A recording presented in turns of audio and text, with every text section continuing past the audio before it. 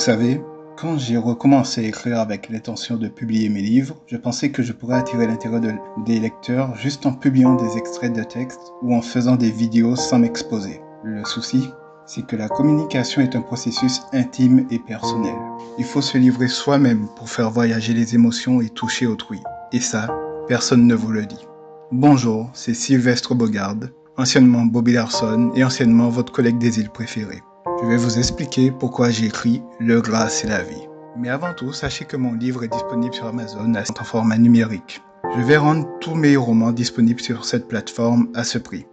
Par contre, si vous souhaitez aussi lire mes nouvelles, mes recueils de nouvelles ou me soutenir, il faut aller sur mon Patreon. C'est là où vous allez trouver tous mes livres. Bref, retournons au sujet. On a tous entendu cette phrase.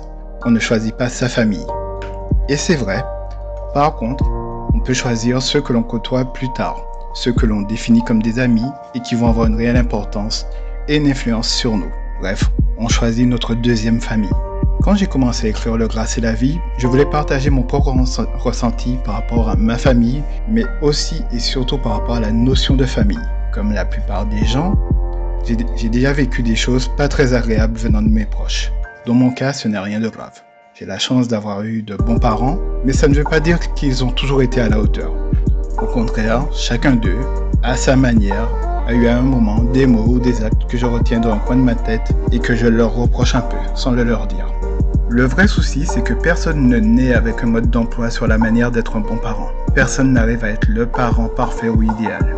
Dans mon livre, Jamal est un père autoritaire, avec un comportement physique et verbal nocif envers ses fils et sa femme. Mais il n'est pas le seul à avoir un tel comportement. Certains de ses fils font de même, à leur manière, avec leurs frères, mais aussi avec leurs partenaires. Bref, ils ont inconsciemment mimé les comportements dont ils ont souffert.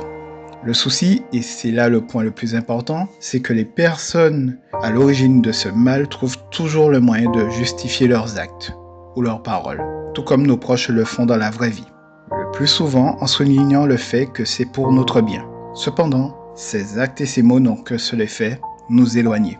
Je prends encore une fois mon exemple. J'ai eu de bons parents et une famille aimante. Ça n'empêche pas le fait que pour vivre ma vie loin du jugement, je mets une distance. C'est vital pour moi, mais ça c'est le cas d'un homme qui a une bonne relation avec ses proches et une famille aimante. Mais si moi j'en viens à faire ça, qu'est-ce que fait quelqu'un qui a subi des coups, des insultes, voire pire? C'est là tout le sujet de ce livre. La famille et l'amour sont nécessaires à notre existence, mais la manière de faire ou d'aimer de certaines ne provoque parfois que des blessures. Et le plus triste, c'est que ces gens ne font que reproduire ce qu'ils ont eux-mêmes vécu ou vu. C'est pour aborder cette problématique que j'ai écrit Le Gras c'est la vie. C'est pour dire haut et fort qu'au fond de moi, malgré ma chance, il y a une colère, une frustration que je n'ai jamais exprimée. C'était Sylvestre Bogarde.